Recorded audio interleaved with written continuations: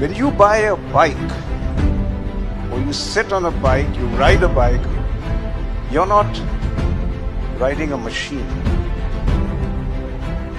You are riding meaning.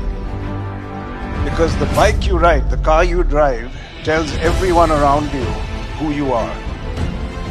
You're telling people you refuse to be suppressed. You refuse to be oppressed. You will resist. You will be a challenger. That's what you're telling the world when you ride a Jawa.